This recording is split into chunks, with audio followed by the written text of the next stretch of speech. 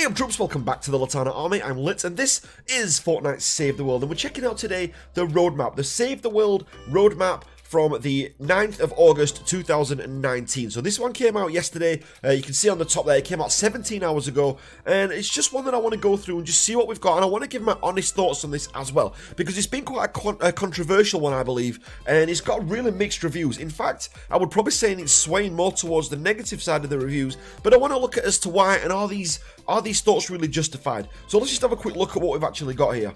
So first off then, we've actually got on there, we've got version 10.1, we've got Thunder Thora returns, bringing the thunder to the ground. Thora's one of the best constructors in the game, so that's one that, you know, is good. If you've not picked her up, she's definitely one to go and pick up. Then you've got Penny takes over the van. Join Penny as she hits the road as this week's van driver. So what they're going to do in the Hit the Road mission with the dialogue, they're going to be rotating the van driver each time to put new dialogue in there. I kind of like that. And you know what? To get the voice actors in and pay the voice actors to actually do these little changes, that means something. They're actually spending on Fortnite Save the World, which actually helps the longevity of it. There's a little plus in there somewhere. I mean, it's not going to really transform Hit the Road as much, and I kind of wish that there would have been a little twist on it with each patch. You know, something a little bit different, or maybe a different set of pit stops. Maybe each patch that had come out would have been great. But you know what? I'll take this for now. At least they're plugging something into the game. Now this next one's a little bit bigger. So what we've got on here is SMG weapon type.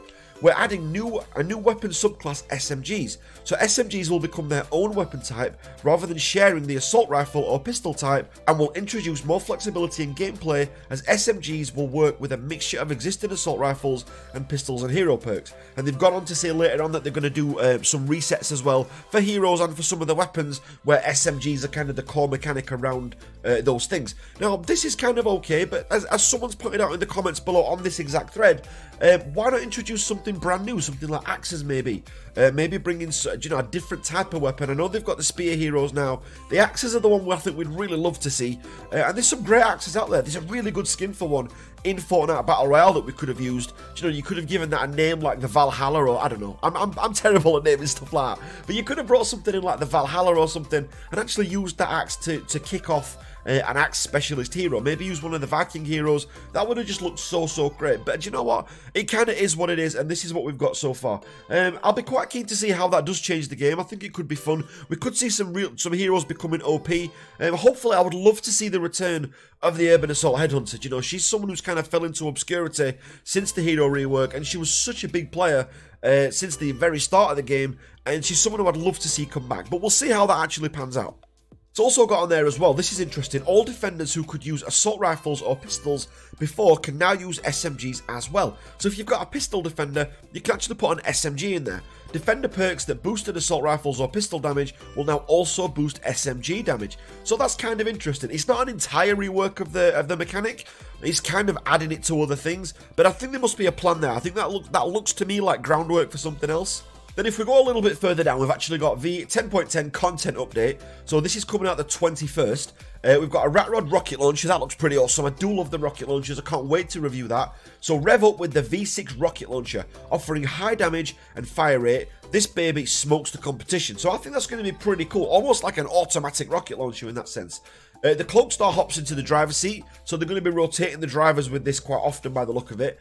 Following along the Cloak Star as he pilots the van this week. So that should be pretty cool. And the Cloak Star's got a really good voice actor with that, so that could be quite fun. Then the week after, we've actually got on this, the 28th of August, Carbide returns. I know a lot of guys have been looking forward to getting Carbide who didn't get him the first time round. So, you know, a lot of people are going to be getting Carbide again. You've got a new narrative quest line, which is, again, a lot of people have been waiting for. We've got no sort of quest line. That seems really late on in the update, doesn't it? 28th.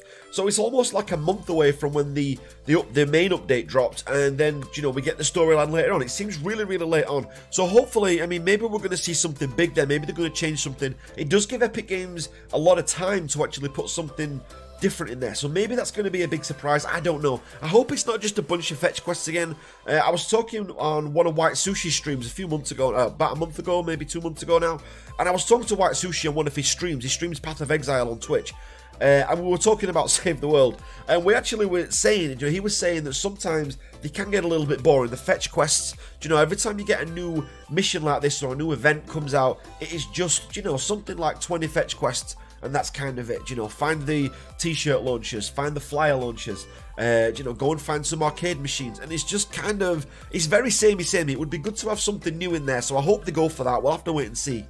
We've also got on there as well new traps. So we've got this, if you dance, if you want to, you can leave those husks behind. So it looks like it's going to be the linked disco trap that we saw. And saw David Dean mentioned this as well. So it's a trap basically what you put down, and it's going to kind of keep the husks in place and make them dance. I don't know how the mechanics of that are going to work, because why not just put those all around the base and, you know, put a big sea of those around, and you could just have all the husks dancing around your base and just take out like smashers, blasters and mist monsters, things like that. I mean, are we going to see a smasher dance? I mean, that would be really cool. I would actually like to see that. And then with that new quest line comes a new rad hero.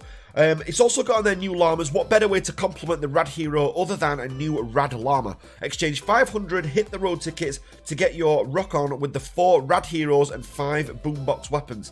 Round 2 for Quinn. Quinn takes over the van for part 2 of her adventure. Will that be all new dialogue, or will that be a new Hit the Road? Will that be a twist on the current Hit the Road? Is that what we were talking about earlier, where they're actually going to change the pit stops on Hit the Road? Because that would be pretty cool. Maybe another banner as well would be awesome. And it kind of ends there though.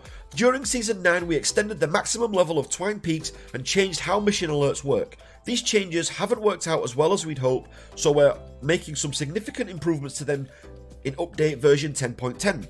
Missions, including group missions, in the upper half of Twine are going to reward evolution and perk materials far more often. Hallelujah. And the quantities of perk materials that they award will be scaled up considerably. Please, please make that happen. And you know what? That is a good thing, because that is where I'm farming at the minute. It is taking forever, so that would be absolutely great to see. It then goes on to say, additionally, we're increasing the number of mini-bosses and mutant storms that appear in all 4 locations, and every group mission should now receive a mega alert. Mission alerts that appear in the upper half of Twine Peaks will be less likely to award XP and much more likely to award evolution and perk materials, and while mini-boss alerts will not award weapons, heroes, survivors as much as the result, the ones that do appear have gotten a rarity boost. No more rares. Thank God for that. We addressed that like months ago. We asked about that months ago. It's good to see that they're actually implementing that and making some changes on that. And will be much more likely to be a direct reward instead of a transform key. We are also increasing the quantity of perk and evolution materials that they award and smoothed out the scaling a bit across all locations. Stay awesome, community.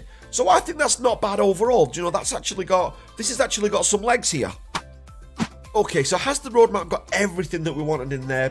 Honest answer, no, not really. There's still the AFK issue. Magist actually posted on Reddit a few days before the roadmap actually dropped, or the day before, saying that they did not address the AFK issue. He actually prepped the community saying, do you know, that's not going to be in there. They are aware that it's an issue, but do you know, there's something, they're saying that the mechanics of it, they're trying to come up with something that's good. But I think this for me, this patch kind of shows that the devs are a little bit out of touch with the community at the minute. They're a little bit out of sync, and I think they need to bring together. I think when they did the meeting with the Twitch streamers, when they actually brought them over to California to actually talk to them about the game, I think that was a huge step forward. And as a result of that, we saw cool things like Frostnite came about. You know, we saw a lot of cool things in the game that came as a result of that. The hero rework and all things like that came, not just because of that, but it was good to see their input and great things were happening, and I think that should be a more regular thing. Now, I'm not saying fly everybody out over to California all the time, but why not have conference calls? Why not have a once a month conference call with the community? Maybe get, I would say maybe 10 upstanding members on maybe Reddit or someone, or people in the community, people who tweet, Instagram, get 10 social media influencers, if you like, and change them up all the time. Saying put someone like me in there all the time, although I would love to be involved in that at some point, but rotate it, or even just have 5 and rotate that all the time and actually have them talking to the developers. Now, I am not saying the developers are going to hear what they're saying and then be able to just make insta changes, but it would be nice for these influencers to be able to say, or even it'd be great for me to be able to make a video, do you know, and actually say, do you know what, yeah, there's a big AFK issue, but I spoke to Epic Games and this is what they've said about it. And I just think it would mean a little bit more coming from a group of influencers than it would from Epic themselves, just because it'll show that they're actually connecting with the actual people playing the game. It doesn't feel...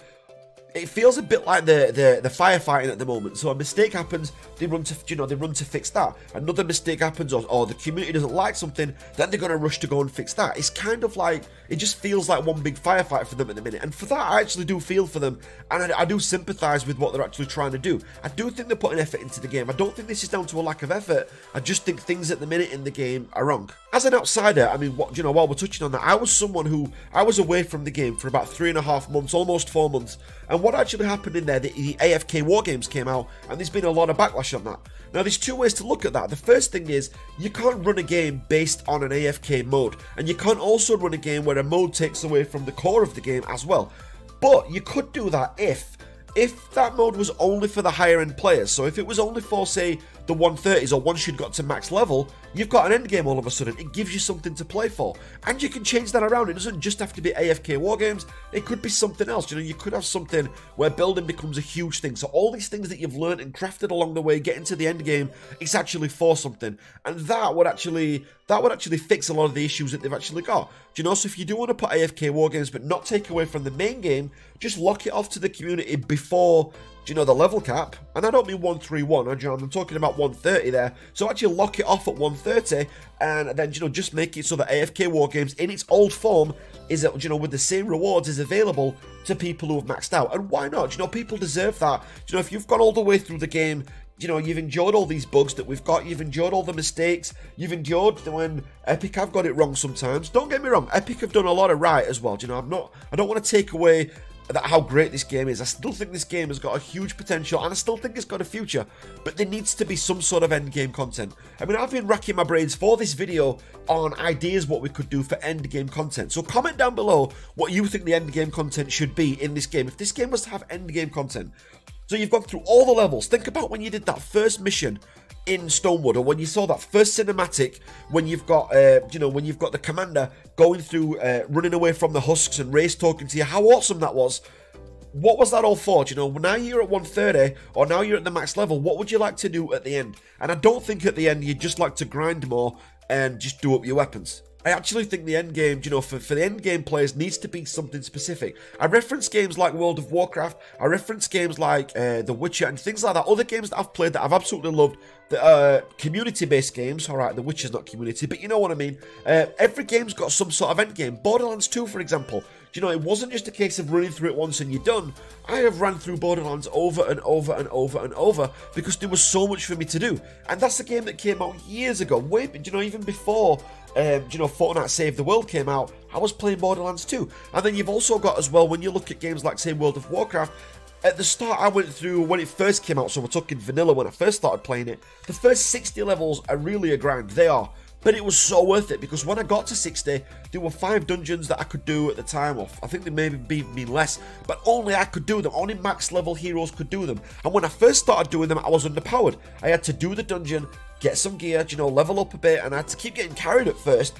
And then the next minute, I've evolved, you know, become this great healer or rogue or whatever I was at the time, and then you're carrying other people through, and the game was great for that, and that was a masterstroke by Blizzard when they first brought out that. It's a shame that mode, you know, that game's still not as popular as what it was. It was great, but I think that's what Epic Games need to look at. They need to look at games that have had a solid end game and have a look where they can go. We were talking in Discord about Guild Wars 2. One of the downsides to Guild Wars 2 is that the end game is not as solid as what it should be. An MMO needs a really solid end game, but if you're going to play any sort of community game or a game where you're going to grind like this, it's got to be for something. It's got to be for something, be it cosmetics. I think cosmetics would be tough to put into this game, but if you had maybe a hub where only people could go, Sea of Thieves, for example, once you get Pirate Legend, there's areas that you can go that other people can't go. There's got to be something unique for the end game players, and I think that essentially that's what's missing, and all the grinding before that would be worth it if there was some real substance in endgame. So I'd love to know your comments on what you think that could be. But guys, I could talk about this all day. Let me know what you think about the actual roadmap itself. Let me know what your thoughts are on the state of the game at the moment. And also, more importantly, what I've just said earlier, just let me know what you think about endgame content ideas, because I would absolutely love to know. But a massive thanks for watching, guys. I'll be back later on today. If you're not part of the Litanah Army already, make sure you hit that subscribe button, and I will catch you on the next one. Thanks for watching, guys. Take care.